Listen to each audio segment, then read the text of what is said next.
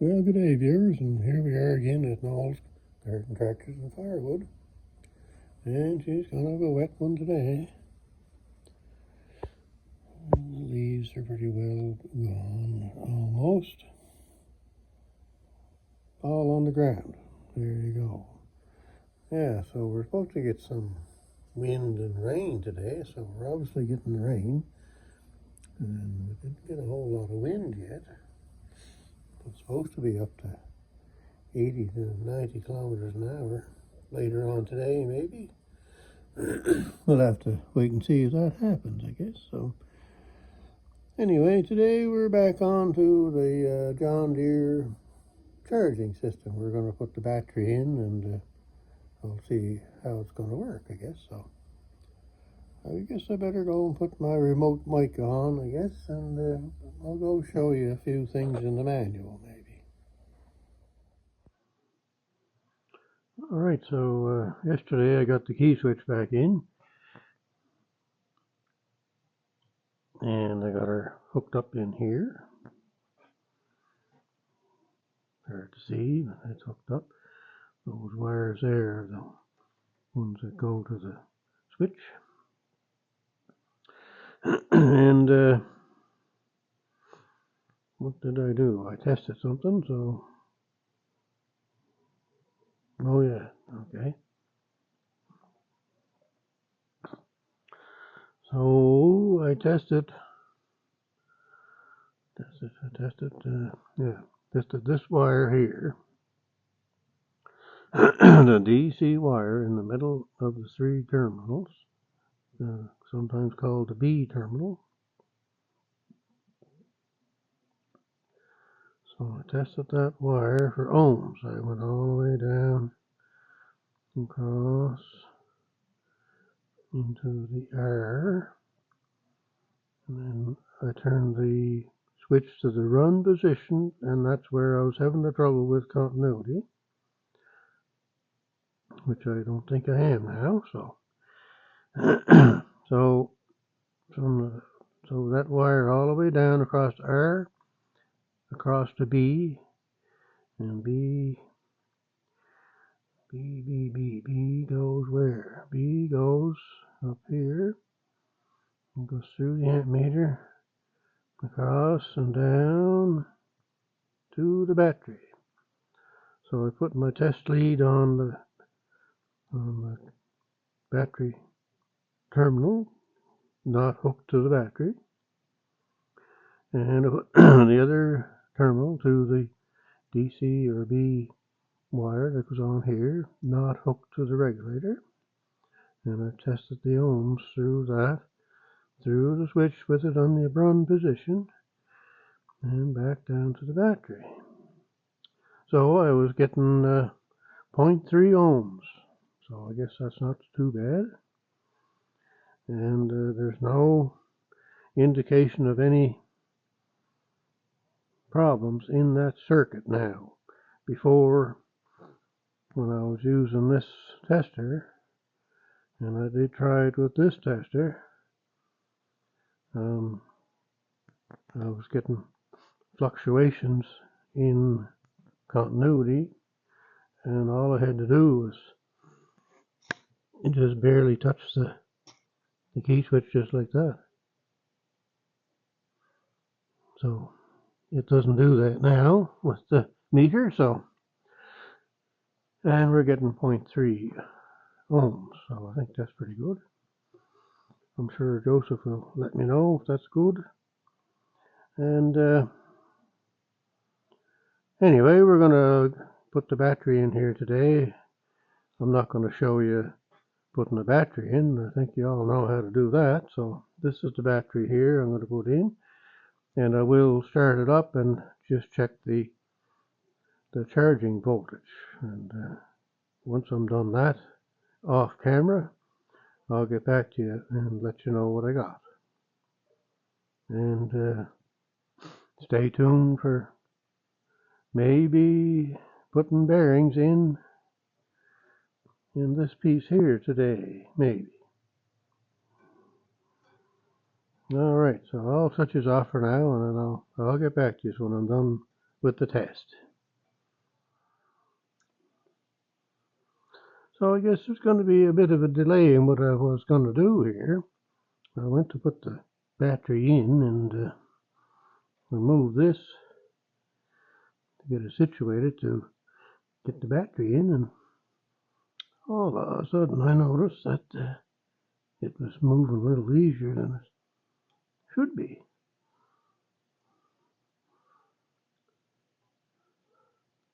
So, if you can see down there, that kind of figures that that wire is right in the way. It's casting a shadow on top of what I want to see here. And I'm kind of fetched up on top of the tractor and I can't get to this wire. Alright, just hang on a second, I'll get situated differently. Alright, we'll try this side over here maybe. So yeah, this wire here, of course. See this wire? That's what's causing the trouble with the shadow. So you can kind of see a lot of the strands are broke there. And this is turning quite easy, and I'd say if I turned it a bunch of times, with less than 10, I guess, I would say that'd break right off. So, got to fix that, I guess, before we get any further. So, there you go. It's kind of funny why I'm getting 0.3, but I guess one strand of wire, if it was connected right, I guess, it would just give the 0.3 of an ohm, I guess. But wouldn't allow any amperes through. I guess that's how that works. Anyway, I got to fix that before I get into doing the battery install. So, something I might as well show you while I'm got this apart here. You can see the grease nipple here. I've shown you that before, I think. Anyway, it's hooked to this silver line here. It comes all the way across there. And goes out there. And it goes over and it hooks into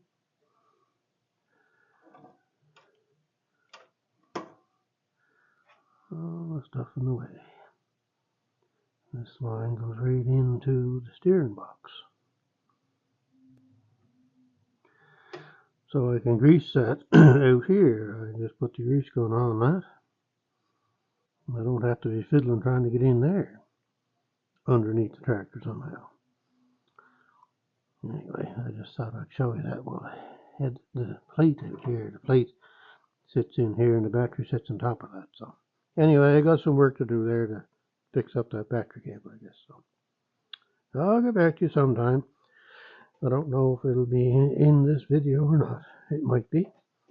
And the bearing install into that might be on hold today also. So we'll see. Alright, so I got that piece out, so there we go. It doesn't look that great, does it? But then again, not real bad, but it's certainly not real good. But now that I found it, I gotta change it, right?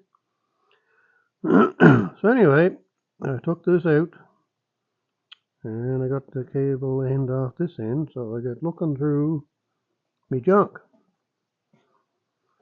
Never throw anything away.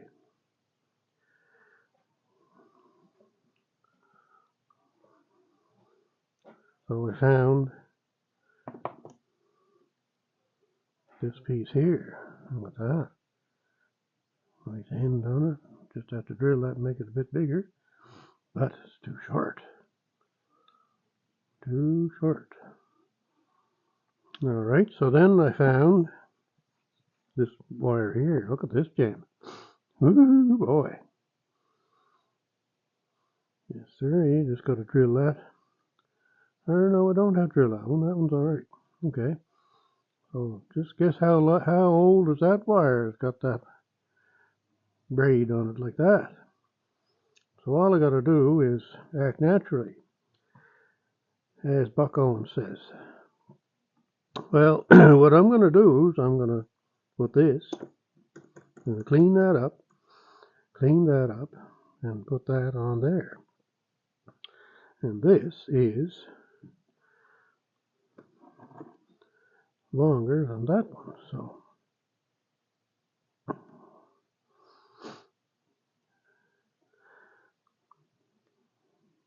that'll give me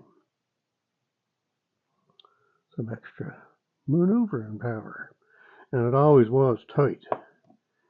Anytime I ever did do anything with the battery, the positive wire was always just fits on, and that's all. There was no give to it at all. So this will give me some give. Now I tested that wire, and it's 0.2 ohms from here into the strands. So there's no resistance in that old wire. No resistance there in that connection, which is tight. So that's good. So that's what I'm going to do. I'm going to put that cable end on there. I'll put on my red cover thing again. And the other wire that was in there, this one, for some reason wired up like that, that goes to the lighter socket. So what I'm going to do with that is, instead of, I'm going to mount it on the part that tightens the cable to the battery, because it was mounted on here, and it made it hard to get that into place. So what I'm going to do is I'll mount that that wire, that extra wire is going to get mounted. I can do this here somehow. That extra wire, where are you? Here, let's get the flat side if I can do this. Anyway, this is going to get mounted into here.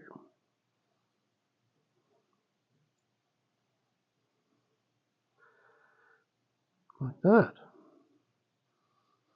There now. So that'll fix that all up. There you go. Don't throw nothing out. Keep everything. And right off the bat, I'll get this maybe fixed today. It won't cost me anything for material. I won't have to get in my truck and drive to town to try and find something and waste fuel. Alright, we're back again now. We got her fixed up as far as I can tell. So I tried, if I can get this to zoom in, right from this nut here. And then we have the cables, and then the other nut out here that's holding all that on. So from that nut there up to the outside of here, I'm getting 0.2 ohms, so I got no resistance there too much, that's for sure. So now I got to get the battery holding thing back in, and then put the battery in, I guess. So, and like I said before, I'll try it and see if it's going to work, and I won't show you it running or anything like that. But I think I'll give her a start here after a bit, and I'll see if it's going to charge.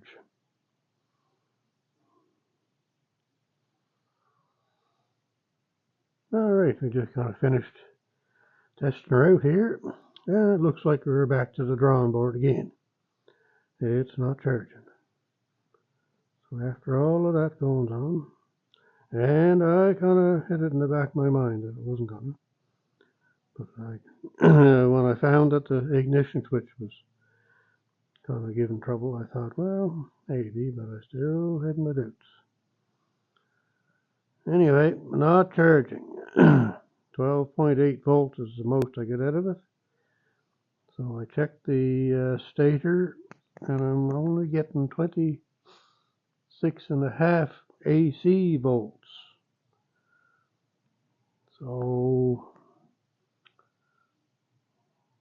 I don't know. I think it still should charge low 13s with that kind of voltage coming out of the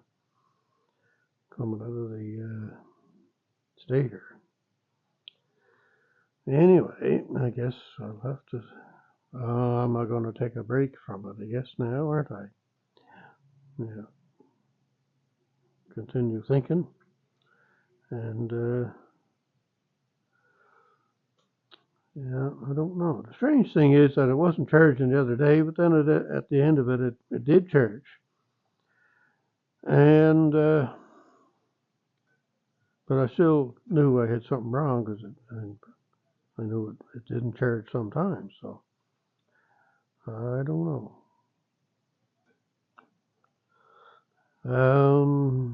A good question for Joseph, garden tractor boy. How do I check the regulator?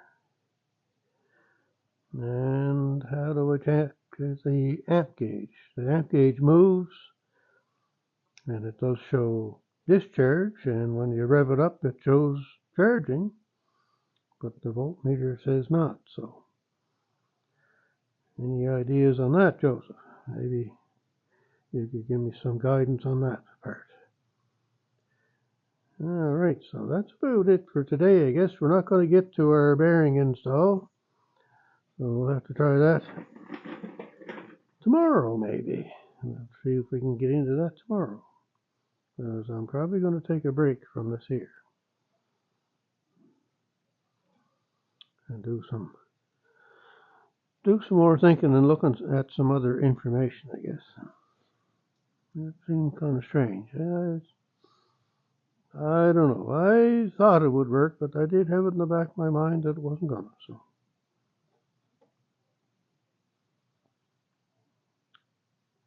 yeah, have to do some more thought, I guess. Anybody's got any thoughts? Let me know. So anyway, have a great day wherever you're at and whatever you're doing, and hopefully you're not having this kind of trouble. All right. Goodbye now.